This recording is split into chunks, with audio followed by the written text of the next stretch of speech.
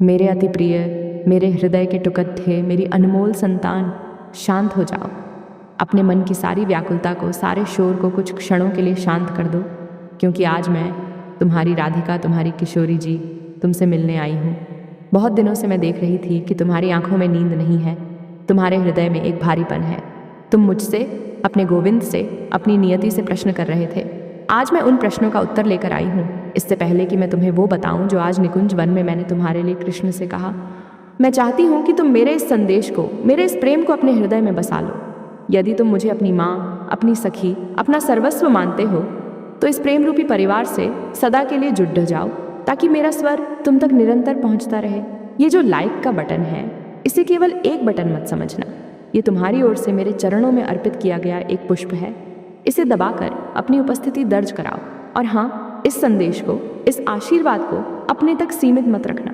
इसे बाकियों के साथ भी साझा करना, क्योंकि जब तुम किसी और के जीवन में आशा की किरण फैलाते हो, तो गोविंद तुम्हारे जीवन को सूर्य के समान चमका देते हैं। इस संवाद को अंत तक सुनना, एक भी शब्द, एक भी भाव छोड़ना मत, क्योंकि हो सकता है जिस एक वाक्य में तुम्हारे जीवन की कुंजी छिपी हो, वह अंत में हो। तो आओ, मेरे पास बैठो और सुनो। आज का दिन तुम्हारे लिए साधारण नहीं है। आज जब सूर्योदय भी नहीं हुआ था, जब वृंदावन की कुंज गलियों में पक्षी भी नहीं चहचहाए थे, तब मैं तुम्हारे लिए उठी थी। आज मेरे मन में एक हठ था, एक ऐसा हठ जो एक माँ अपने बच्चे के लिए करती है। मैं जानती हूँ कि पिछले कुछ समय से, या शायद कुछ वर्षों से, तुम एक ऐसे संघर्ष से गुजर रहे हो जिसका अंत तुम्हें दिखाई नहीं दे रहा। लोग तुम्हें ऊपर से मुस्कुराता हुआ देखते हैं, पर मैं जानती हूँ कि एकांत में, जब कोई नहीं होता, तुम्हारी आंखें भर आती हैं। तुम सोचते हो कि क्या मेरा भाग्य ऐसा ही लिखा गया है? क्या मुझे जीवन भर केवल संघर्ष ही करना होगा? इसी प्रश्न को लेकर, इसी वेदना को अपनी हथेली पर रखकर मैं आज तुम्हारे लिए कृष्ण के पास गई थी। कल्पना करो उस दृश्य की। यमुना का किनारा था, शीतल पवन बह रही थी, और मेरे श्याम सुंदर, मेरे कृष्ण कदम्ब की डाल पर बैठे थे।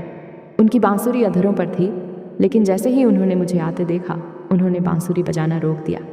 वे अंतर्यामी हैं, वे सब जानते हैं।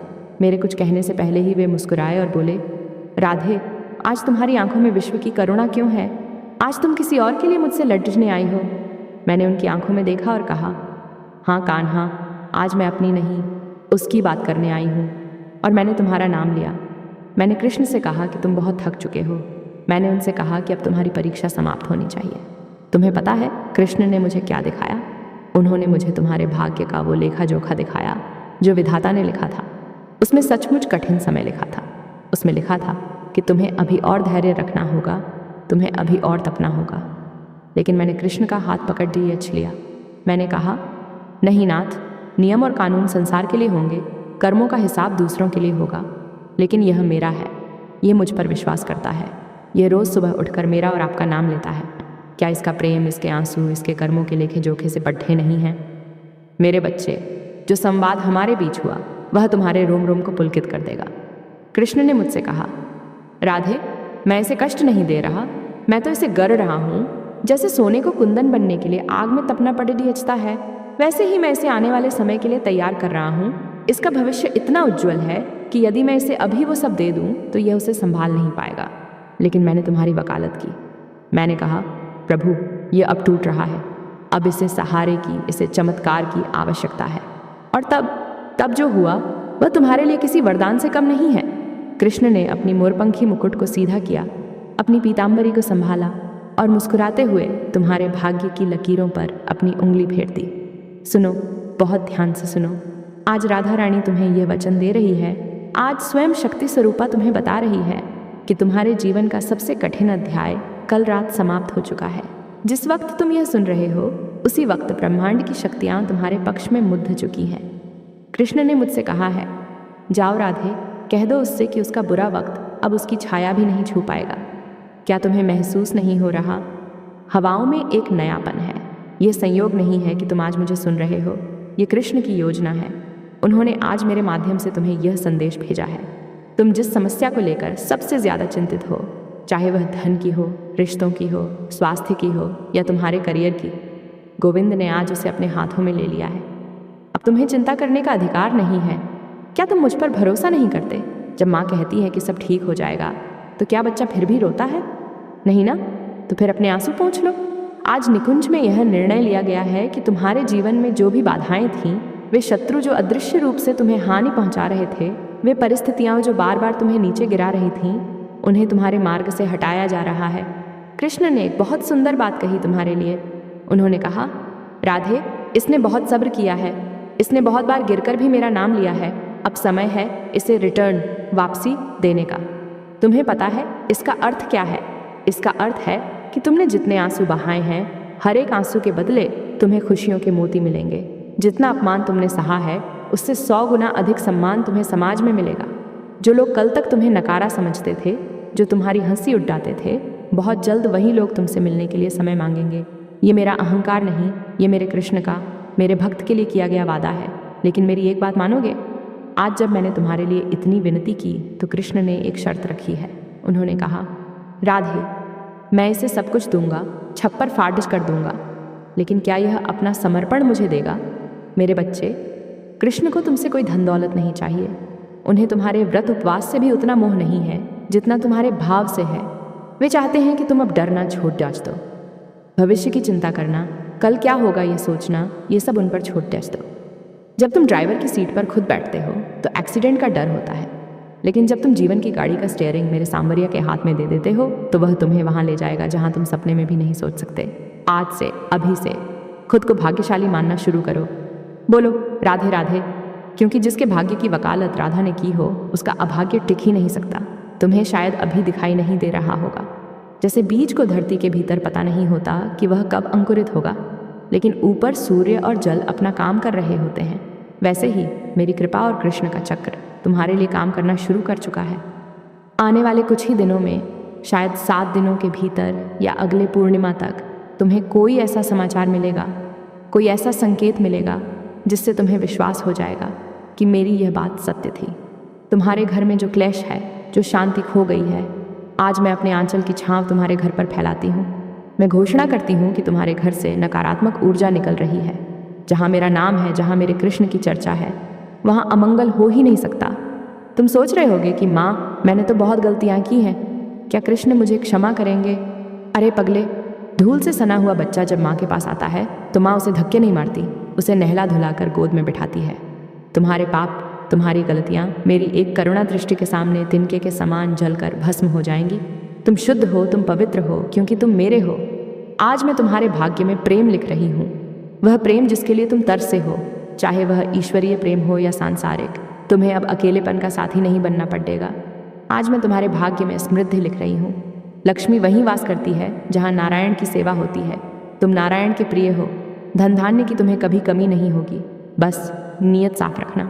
जब तुम्हारे पास बहुत कुछ आ जाए तो उसमें से एक हिस्सा दिन दुखियों के लिए निकालना, समझना वह मेरे हाथों में दे रहे हो।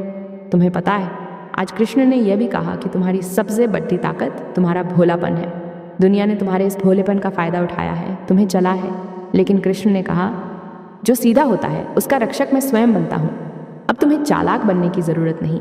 तुम्हें जैसा बनाया गया है वैसे ही रहो। तुम्हारी सरलता ही तुम्हारा कवच बनेगी। जो लोग तुम्हारे विरुद्ध षड्यंत्र कर रहे हैं वे अपने ही जाल में उलझ कर गिरेंगे। तुम्हें कुछ करने की, बदला लेने की आवश्यकता नहीं है। मेरा श्याम सुंदर तुम्हारे लिए सुदर्शन चक्र उठाए खड्डदा है। अब एक गहरा श्वास लो, महसूस करो कि मैं तुम्हारे मस्तक पर अपना हाथ रख रही हूँ। ये केवल कल्पना नहीं है, ये एक ऊर्जा है। क्या तुम्हें हल्कापन महसूस हो रहा है? ये वो बोझ है जो अभी अभी तुम्हारे कंधों से उतर गया है। तुम मुक्त हो, तुम स्वतंत्र हो, तुम आनंद के सागर में गोते लगाने के लिए बने हो, किनारे पर बैठकर रोने के लिए नहीं। याद रखना, जब भी तुम कमज़ोर पड़ी डियोगे, जब भी दुनिया तुम्हें डराएगी, बस अपनी आंखें बंद करना और मुझे पुकारना। मैं हवा बनकर तुम्हें छू जाऊंगी। मैं किसी के रूप में आकर तुम्हारी मदद कर जाऊंगी। कृष्ण और मैं, हम दो नहीं हैं, हम एक हैं, और हम सदैव, हर पल, हर क्षण तुम्हारे साथ चलते हैं। तुम कभी अकेले नहीं थे और कभी अकेले नहीं रहोगे। सुनो मेरे लाडले, मेरे प्यारे, जब मैं कह रही थी कि कृष्ण ने तुम्हारे भाग्य की रेखाओं को बदला है, तो उसका अर्थ तुम शायद पूरी तरह समझ नहीं पाए। तुम्हें लगता होगा कि केवल धन या सफलता मिल जाएगी। नहीं, बात उससे बहुत गहरी है। कृष्ण ने आज तुम्हारे प्रारब्ध के उस पन्ने को ही फाड़ीच दिया है जिस पर अकेलापन लिखा था। तुम अक्सर भीड़ में भी खुद को अकेला पाते थे ना। तुम्हें लगता था कि कोई तुम्हें समझता नहीं। तुम अपनी बात कहने जाते थे और लोग उसका गलत मतलब निकाल लेते थे। आज मैंने कान्हा से शिकायत की। मैंने कहा, गोविंद, ऐसा क्यों? इसका हृदय तो मक्खन जैसा कोमल है, फिर दुनिया इसे पत्थर क्यों मारती है? जानते हो मेरे सांवरिया ने क्या उत्तर दिया? उन्होंने कहा, राधे, जो फल सबसे मीठा होता है पक्षी उसी पर चोंच मारते हैं। इसकी अच्छाई ही इसकी कसौटी थी। मैं देख रहा था कि क्या दुनिया की ठोकरें खाकर यह कड़ीडी जीवा हो जाएगा, क्या यह भी दुनिया जैसा चालाक हो जाएगा? लेकिन इसने अपनी मासूमियत नहीं छोड़ी और इसीलिए आज मैं इसे वो मित्र दूंगा, वो संबंध दूंगा जो इसे समझेगा। इसका अर्थ समझो। अब तुम्हारे जीवन में ऐसे लोग आएंगे जो तुम्हारी रूह से जुड़ देंगे, जो तुमसे मतलब के लिए नहीं बल्कि तुम्हारे स्वभाव के लिए तुमसे प्रेम करेंगे। वो जो धोखेबाज थे, जो मुखौटा पहनकर तुम्हारे पास थे, उनका समय समाप्त हो गया। अब तुम देखोगे कि कुछ लोग अपने आप तुम्हारे जीवन से दूर चले जाएंगे। उन्हें रोकने की कोशिश मत करना। वो छंटनी स्वयं महाकाल कर रहे हैं ताकि तुम्हारे आसपास केवल पवित्र आत्माएं रहें। एक बात और जो तुम्हें जाननी चाहिए, आज निकुंज में चर्चा हो रही थी कि तुम बहुत डरते हो। तुम्हें हमेशा अनजाना डर सताता है, कहीं कुछ बुरा ना हो जाए, कहीं यह खुशियाँ छिन न जाएं। आज मैं तुम्हारे मस्तक से उस भय की काली छाया को पोंछ रही हूँ। कृष्ण ने कहा है, अभय अभय अभय। उन्होंने 3 बार तुम्हें अभय दान दिया है। इसका अर्थ है कि अब तीनों लोकों में कोई भी शक्ति तुम्हारा अहित नहीं कर सकती। तुम व्यर्थ ही घबराते हो। तुम उस नाविक की तरह हो जो नौका में बैठा है, जिसका मांझी स्वयं त्रिलोकीनाथ है। फिर भी तुम लहरों को देखकर कांप रहे हो। मुझ पर विश्वास करो, अगर आंधी भी आएगी तो वो केवल तुम्हारी नौका को और तेजी से किनारे तक पहुंचाने के लिए आएगी, तुम्हें डुबोने के लिए नहीं। मैंने तुम्हारी उन रातों की भी बात की जब तुम तकिए में मुंह छिपाकर रोए थे और तुमने सोचा था कि भगवान देख नहीं रहे। मैंने कृष्ण को वो सारे दृश्य दिखाए। मैंने कहा, देखो प्रभु, इसकी वफादारी देखो। इसने दुख में भी आपकी तस्वीर नहीं हटाई, इसने कष्ट में भी दिया जलाना नहीं छोड़ा। कृष्ण की आंखें डबडबा गई थीं। हाँ, तुम्हारे लिए भगवान भी भावुक होते हैं। उन्होंने कहा, राधे, इसके हर एक आंसू को मैंने मोती बनाकर अपनी माला में पिरोया है। अब मैं उन मोतियों को वर्षा के रूप में इसके जीवन में बरसाऊंगा। तुम तैयार हो जाओ। तुम्हें लगता है कि खुशियाँ धीरे धीरे आती हैं? नहीं, ईश्वर की कृपा बिजली की तरह होती है, एक क्षण में सब बदल देती है। तुम आज जिस स्थिति में हो सकता है कल सुबह तुम उससे बिल्कुल अलग एक राजसी स्थिति में हो। चमत्कार में विश्वास रखना कभी मत छोड़ना, क्योंकि मेरे कृष्ण का दूसरा नाम ही चमत्कार है। तुम्हारे मन में एक और प्रश्न है, मैं सुन पा रही हूँ। तुम सोच रहे हो कि माँ, मैंने कुछ मन्नतें मानी थीं, कुछ वादे किए थे जो मैं पूरे नहीं कर पाया, क्या मुझे पाप लगेगा? अरे मेरे भोले बच्चे, व्यापार दुनिया में होता है, मेरे दरबार में नहीं। यहाँ लेन देन नहीं चलता, यहाँ केवल प्रेम प्रेम चलता है। अगर तुम किसी कारणवश अपनी मन्नत पूरी नहीं कर पाए तो क्या मैं तुमसे रूठ जाऊंगी? क्या माँ अपने बच्चे से इसलिए बात करना बंद कर देती है क्योंकि वह बाजार से उसके लिए कुछ लाना भूल गया? कदापि नहीं। अपने मन से यह अपराध बोध निकाल दो। कृष्ण को तुम्हारी कोई वस्तु नहीं चाहिए। तुम बस एक बार प्यार से राधे कृष्ण बोल देते हो तो हम उसी में तृप्त हो जाते हैं। तुम पर कोई कर्ज नहीं है, तुम पर कोई बोझ नहीं है, तुम मेरे हो, बस यही तुम्हारी योग्यता है। आज मैं तुम्हें एक गुप्त मंत्र देती हूँ, एक ऐसा अस्त्र जो तुम्हारे हर संकट को काट देगा। जब भी तुम्हें लगे कि सब रास्ते बंद हो गए हैं, जब बुद्धि काम करना बंद कर दे, तो बस शांत बैठकर ध्यान करना कि तुम वृंदावन की रज में बैठे हो और मैं तुम्हारा सिर अपनी गोद में सहला रही हूँ, और मन ही मन कहना, जो तू करे वो उत्तम। इसे समर्पण कहते हैं। जिस दिन तुमने यह मान लिया कि तुम्हारे साथ जो हो रहा है वो मेरी और कृष्ण की मर्जी से हो रहा है और उसमें तुम्हारी भलाई ही छिपी है, उस दिन से दुख तुम्हें दुखी नहीं कर पाएगा। तुम समझ जाओगे कि यह कड़ीडी डीचवी दवा केवल बीमारी ठीक करने के लिए दी जा रही है। तुम्हारे शत्रुओं के बारे में भी आज बात हुई। तुम जानते हो ना, कुछ लोग तुम्हारी प्रगति से जलते हैं, उनकी नज़रों में तुम्हारी हंसी खटकती है। तुम उनसे लड़ीचने की योजना बनाते रहते हो। आज से यह काम बंद कर दो। मैंने कान्हा से कहा, नाथ, ये बच्चा उनसे कैसे लड़ेगा, ये तो राजनीति नहीं जानता। तो कान्हा ने सुदर्शन चक्र को आदेश दिया है कि तुम्हारे चारों ओर एक सुरक्षा कवच बना रहे। जो भी तुम्हारे लिए बुरा सोचेगा उसका बुरा विचार उसी की ओर लौट जाएगा। जैसे गेंद दीवार पर मारो तो वापस आती है। तुम्हें अब अपनी सफाई देने की, खुद को सही साबित करने की जरूरत नहीं है। समय गवाही देगा। मौन रहो। तुम्हारी चुप्पी सबसे बड़ा हथियार होगी। जब तुम चुप रहते हो तो मेरा कृष्ण तुम्हारे लिए बोलता है, और जब कृष्ण बोलते हैं तो दुनिया सुनती है। और सुनो, अपने स्वास्थ्य को लेकर जो छोटी छोटी चिंताएं तुम्हें घेरे रहती हैं, उन्हें भी त्यागो। तुम्हारा शरीर मेरा मंदिर है, क्योंकि इसमें तुम वास करते हो और तुम्हारे हृदय में हम वास करते हैं। इस मंदिर की मरम्मत अब हम करेंगे। तुम बस इतना करो, सात्विक रहो, खुश रहो। चिंता चिता समान होती है, ये शरीर को जलाती है। जब तुम खुश रहते हो तो तुम्हारे शरीर का रोम रोम स्वस्थ होता है। मैं तुम्हारे भोजन में, तुम्हारे जल में अपनी ऊर्जा मिला रही हूँ। अब तुम जो भी ग्रहण करोगे वह औषधि बन जाएगा। तुम देखोगे कि तुम्हारे भीतर एक नई ऊर्जा, एक नया उत्साह जन्म ले रहा है। वो आलस्य, वो थकान जो तुम्हें जगदे रहती थी, वो अब गायब हो जाएगी। तुम्हें सुबह उठने का, काम करने का, जीवन जीने का एक नया जुनून मिलेगा। भविष्य की चिंता तुम्हें खाए जा रही है ना? मेरा क्या होगा, मैं सेटल हो पाऊंगा या नहीं? आज मैं तुम्हें एक दृश्य दिखाती हूँ जो मैंने तुम्हारे भविष्य के दर्पण में देखा। मैंने देखा कि तुम एक बहुत ऊंचे स्थान पर बैठे हो। लोग तुम्हारा आदर कर रहे हैं। तुम्हारे पास धन की कमी नहीं है, लेकिन उससे बढ़ती बात, तुम्हारे चेहरे पर एक ऐसी शांति है जो संतों के चेहरे पर होती है। तुम दूसरों को राह दिखा रहे हो। तुम आज मांगने वाले की स्थिति में हो, लेकिन कल तुम देने वाले की स्थिति में होगे। तुम्हारा हाथ हमेशा देने के लिए ऊपर रहेगा। ये मेरा आशीर्वाद है, और राधा रानी का आशीर्वाद कभी खाली नहीं जाता। ये पत्थर की लकीर है, लेकिन मेरी एक चेतावनी भी है। इसे बहुत ध्यान से सुनना। जब यह सब तुम्हें मिलना शुरू हो जाए, और यह बहुत जल्द शुरू होगा, तो अहंकार को अपने भीतर मत आने देना। ये मत सोचना कि मैंने यह किया, मैं इतना बुद्धिमान हूँ। जैसे ही मैं आता है, हम चले जाते हैं। याद रखना, तुम बांसुरी हो, तुम केवल खोखले बांस हो, स्वर हमारा है। अगर बांस घुमान कर ले कि संगीत उसका है, तो वह बजना बंद हो जाएगा। हमेशा विनम्र रहना। जितना झुकोगे उतना ही दुनिया तुम्हें सिर आंखों पर बिठाएगी। अपनी सफलता का श्रेय हमेशा अपने गुरु, अपने माता पिता और अपने गोविंद को देना। तुम्हारे रिश्तों में भी मिठास घुलने वाली है। जिन लोगों से तुम्हारे मनमुटाव चल रहे हैं, जिन रिश्तों में गांठें पट्टी डीएच गई हैं, मैं उन गांठों को खोल रही हूँ। प्रेम की एक ऐसी बयार बहेगी कि पुराने गिले शिकवे सब धुल जाएंगे। लेकिन अगर कोई रिश्ता तुम्हारे आत्मसम्मान को चोट पहुंचाता है, जो विषाक्त है, तो कृष्ण उसे तुमसे दूर कर देंगे। और तुम्हें उसका शोक नहीं मनाना है। पथस्दित्याश के बाद ही वसंत आता है। पुराने पत्ते गिरेंगे, तभी नई कोपलें फूटेंगी। परिवर्तन से डरो मत। हर बदलाव तुम्हें मेरे और करीब ला रहा है। आज मैं चाहती हूँ कि तुम एक संकल्प लो कि आज के बाद तुम खुद को कभी बेचारा नहीं समझोगे। तुम राजा हो, तुम रानी हो, क्योंकि तुम राजाओं के राजा की संतान हो।